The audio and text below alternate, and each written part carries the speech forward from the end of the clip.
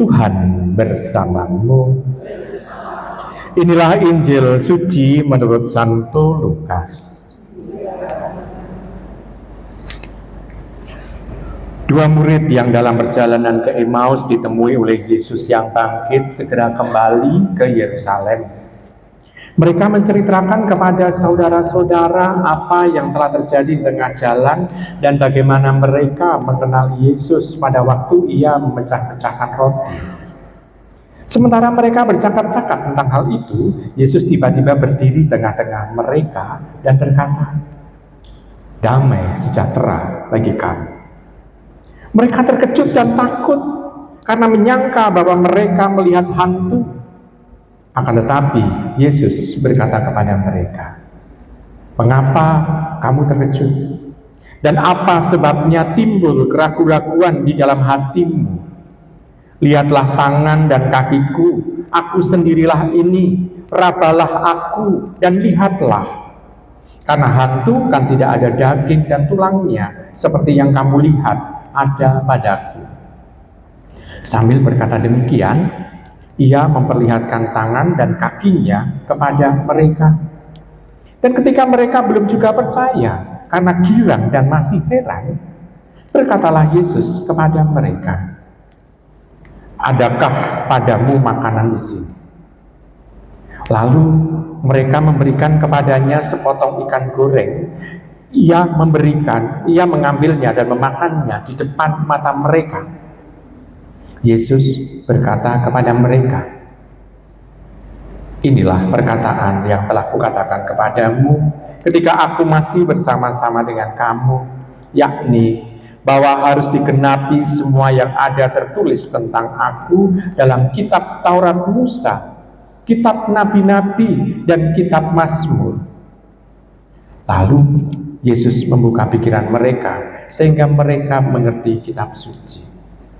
Katanya kepada mereka, "Ada tertulis demikian, Mesias harus menderita dan bangkit dari antara orang mati pada hari yang ketiga, dan lagi dalam namanya berita tentang pertobatan dan pengampunan dosa harus disampaikan kepada segala bangsa mulai dari Yerusalem. Kamu adalah saksi dari semuanya ini." Demikianlah sabda Tuhan. Ibu, Bapak, saudari seterkasih dalam Tuhan, di akhir dari bacaan Injil dikatakan, kamu adalah saksi dari semuanya ini. Kita bisa melihat betapa luar biasa sabarnya Tuhan. Dia menampakkan diri, para murid takut. Lalu Yesus menyapa dengan shalom lechem, ya, damai sejahtera bagi kamu. Artinya kan assalamualaikum, shalom lechem, damai sejahtera, itu ya, maksudnya sama. Dan bahkan lebih kuno kita menggunakan assalamualaikumnya, karena saudara kita Islam menggunakan pakai bahasa Arab, dan bahasa Arab itu kan baru ada itu sekitar abad ke-4, ke-5 baru ada bahasa Arabnya. Nah, sedangkan bahasa aslinya kan bahasa Ibrani, shalom lechem, gitu ya. Assalamualaikum, sama sebetulnya, damai sejahtera. Para murid tetap takut dan heran, bingung. Lalu Tuhan masih sabar betul dengan memperlihatkan luka-lukanya, luka di tangan, luka di kaki. Para murid juga masih bingung lagi, jika opo meneh, mumpung ada makanan, Tuhan Yesus lalu makan bersama dengan mereka. Para murid juga tetap belum mengerti betul bahwa Tuhan ini yang bangkit ini, yang hadir di tengah-tengah mereka. Ibu, Bapak, saudari seterkasih dalam Tuhan, saya mau tanya kepada panjenengan, apa yang membuat Tuhan itu sungguh sabar dengan para muridnya? Apa yang membuat Tuhan bisa sabar? Tentu karena perhatian Tuhan kepada para murid. Bukan hanya sekedar cinta, tapi sungguh perhatian. Karena buktinya apa? Orang kan dengan mudah mengatakan aku cinta padamu, gitu kan. Tapi apakah dengan mengatakan aku cinta padamu itu juga memberikan perhatian? Belum tentu. Belum tentu juga.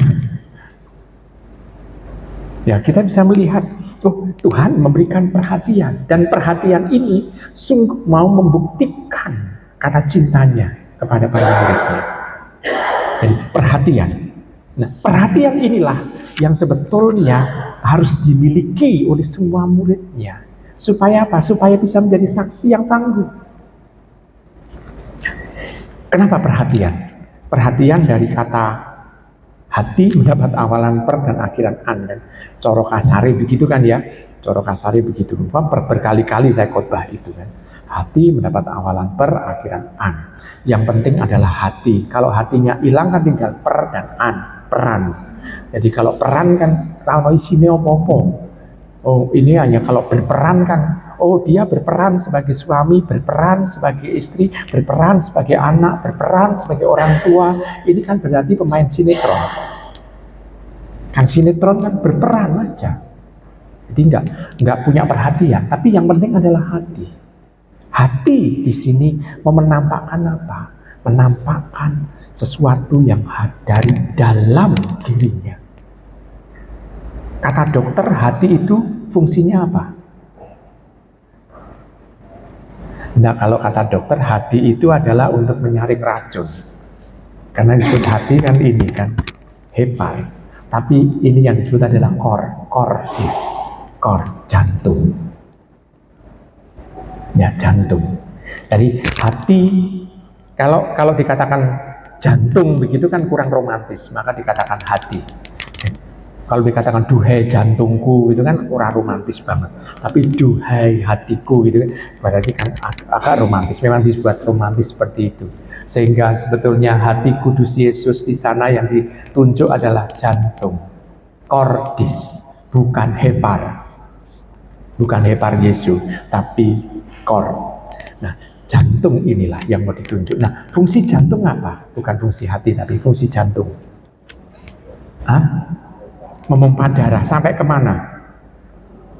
Ke seluruh tubuh. Yang tidak dilewati oleh darah ada nggak dalam tubuh kita? Ada, rambut dan kuku. Dan sehingga yang tidak dialiri oleh darah ini bisa dipotong. Kuku dan rambut bisa dipotong dan bisa dibuang. Tetapi yang dialiri oleh darah itu enggak. Maka di sini kalau Tuhan memberikan perhatian, sebetulnya mau ngapain? Yaitu mau mempersilahkan orang yang diperhatikan itu memasuki seluruh kehidupannya. Maka Tuhan itu betul sabar memberikan banyak hal kepada para murid. Artinya dia mempersilahkan orang yang diperhatikan itu memasuki seluruh kehidupannya. Tidak ada yang tidak terlewati, semuanya itu bisa dimasuki. Demikian juga dengan kita. Kalau kita memang betul memperhatikan orang yang kita perhatian sangat khusus, orang itu boleh memasuki seluruh kehidupan kita. Bahkan kita berdialog dengan orang itu. Kalau di rumah, itu tidak hanya di pinggir jalan, tidak hanya di serambi, tidak hanya di ruang tamu, tidak hanya di ruang dalam, tapi di kamar tidur pun bisa. Tapi sungguh ini adalah orang yang sangat-sangat panjenengan perhatikan. Ya, pasangan panjenengan, anak panjenengan, orang tua panjenengan. Bisa Anda terima dan Anda persilakan masuk ke seluruh ruangan di rumah Anda. Demikian juga dengan Tuhan. Tuhan dengan sabar, sedikit demi sedikit, tapi di sana tanda bahwa Dia mau memasukkan seluruh para murid itu masuk dalam misteri kehidupannya. Ini yang memperlihatkan mengapa Tuhan bisa amat sangat memperhatikan. Maka Tuhan kita sebut dengan Dia yang Maha Rahim juga. Maka ibu bapak, saudara sekasih, maka di sana tampak kalau kita memang sungguh sangat berperhatian satu sama lain, orang tersebut itu kita terima dengan hati yang terbuka. Memang kalau kita bertemu dengan orang lain, kita mempunyai semacam ada beberapa level gitu. Oh, orang yang baru ketemu pertama kali kita terima ya di pinggir jalan kita omong-omong. Tapi kalau orang itu sudah misalnya agak akrab dengan kita terima di serambi atau juga di ruang tamu. oh sudah sangat akrab sekali, kita bisa menerima di ruang makan atau bahkan di dapur sambil masak, terus omong-omong segala macam. Nah, kita bisa melihat, oh ada level kalau orang dengan orang lain. Nah, sekarang kalau dengan Tuhan enggak. Apakah Tuhan juga kita persilakan untuk masuki seluruh kehidupan kita? Kita juga bisa bertanya seperti itu. Kadang-kala banyak orang enggak. Tuhan justru seringkali tidak dipersilakan masuk ke rumahnya. Seolah-olah ketemu dengan Tuhan hanya di gereja saja. Maka tampak bahwa oh ternyata kita ketemu dengan Tuhan, Tuhan belum menjadi milik pribadi kita yang paling dalam. Maka kita bisa bertanya apa yang harus kita rombak di dalam hidup ini supaya kita bertobat. Dengan seperti itu kita bisa memperbaiki diri. Semakin Tuhan itu bisa kita terima memasuki seluruh kehidupan kita, tidak hanya pikiran kita, tidak hanya sekedar pengetahuan kita, tidak hanya kita ketemu dengan Tuhan di gereja, tetapi dalam kehidupan kita, maka kita nantinya akan dipengaruhi oleh Tuhan juga, dan nantinya akan sanggup untuk menjadi saksi Dia. Karena otomatis kalau Tuhan itu sudah masuk dalam diri ini, kita akan terpengaruh untuk berbicara tentang Tuhan juga. Maka ibu bapak, saudari terkasih dalam Tuhan, Tuhan mengajak kepada kita supaya sebagai murid Tuhan, mari kita mencoba untuk memasukkan Tuhan itu di dalam kehidupan kita. Tuhan sudah memperhatikan kita, maka kita juga harus memperhatikan Tuhan, fokus kepadanya. Selamat merenungkan.